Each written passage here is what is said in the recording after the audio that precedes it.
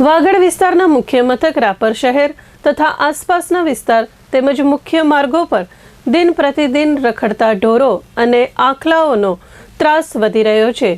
રાપર શહેરમાં રખડતા ઢોરો અને આખલાઓના લીધે 6 લોકોના મોત થયા છે અને અસંખ્ય લોકોને ઈજા થઈ છે। ત્યારે વધુ એક બનાવ રાપર શહેરના રાપર પ્રાગપર રોડ પર આવેલા પાબુધાર પાસે ગઈકાલે રાત્રે રાપર તરફ પરત આવી રહેલા 60 વર્ષના વૃદ્ધ અમરશીભાઈ પુંજા માલી ઉંમર વર્ષ 60 રહેવાસી અયોધ્યાપુરીને આખલાઓએ અડફેટે લેતા ગંભીર ઈજાઓ થઈ હતી। સારવાર માટે હોસ્પિટલમાં દાખલ કરવામાં આવતા ગંભીર ઈજા થતાં તેમનું દુઃખદ નિધન થયું હતું। મરણ જનાર બાઇક પર પોતાના ઘરે પરત ફરી રહ્યા હતા ત્યારે આખલાઓએ તેમને અડફેટે લીધા હતા।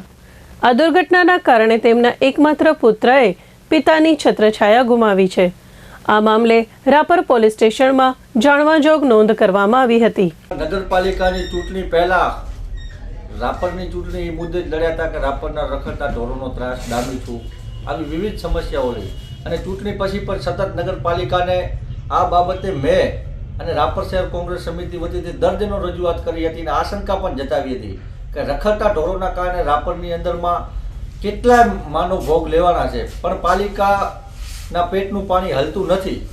ઉગ્ર રજૂઆત આ બાબતે ઘણી કરી લેખિત મૌખિક નગરપાલિકાના પ્રમુખોને, ચીફ ઓફિસરોને, કલેક્ટરને અને ગુજરાતના મુખ્યમંત્રી સુધી આ રજૂઆત રાપરમાં જે રખડતા આખલાઓનો ત્રાસ હતો એ બાબતે કરેલ હતી, પણ કોઈ પણ પ્રકારના વહીવટી તંત્રના પેટનું પાણી ન હલતા ગત રાત્રે જ રાપરની અંદરમાં ફરી પાછો એક માનવ ભોગ લેવાનો છે રખડતા આખલાના કારણે।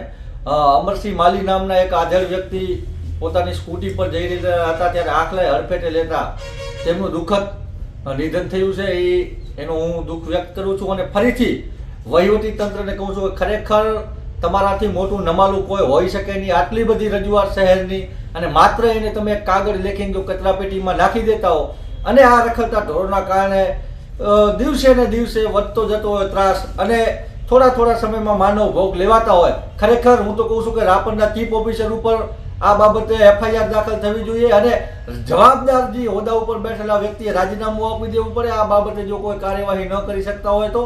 અને રાપરના શહેરીજનોને પણ હું અહીંયાથી વિનંતી કરવા માંગુ છું કે હજી કેટલાક લોકોના જીવ લેવા છે ત્યારે તમે જાગશો। ખરેખર તમે આ બધું જોઈ રહ્યા છો એમાં આ પાપના ભાગીદાર તમે પણ છો, એટલે જાગવાની જરૂર છે અને આ બાબતે સતર્કતા દર્શાવી અને આવનારા સમયમાં વધારે ભોગ ન લેવાય। મને વિશ્વાસ છે કે હજુ ભોગ લેવાશે જો તંત્ર વહેલાસર જાગશે નહીં તો આ બાબતે એક ઉગ્ર આંદોલન કરવામાં આવશે, કારણ કે રાપરના શહેરીજનોમાં આટલો બધો આખલાનો ત્રાસ હોય, દિન પ્રતિદિન વધતો હોય અને સમય ઉપર માનવ ભોગ લેવાતો હોય છતાં જો તંત્ર ન જાગતું હોય તો આ બાબતે ઉગ્ર આંદોલન થવું જરૂરી છે। એટલે હું તમામ શહેરીજનોને, સમગ્ર રાપર તાલુકાના લોકોને અને આખા વાગડ વિસ્તારના લોકોને કહું છું કે આપ બધા તમારા રોજબરોજની રોજિંદા જીવનની ચીજ વસ્તુ લેવા તમે પણ લોકો રાપરમાં આવો છો, તમારા સ્વજનો પણ આનો ભોગ ન બને એના માટે આ લડાઈમાં સાથે જોડાજો અને નગરપાલિકાના પેટનું પાણી તો હલવાનું નથી ને વહીવટી તંત્રનું કોઈ પણ પ્રકારનું પેટનું પાણી હલવાનું નથી, એટલે જનતાએ જાગૃત થવાની જરૂર છે।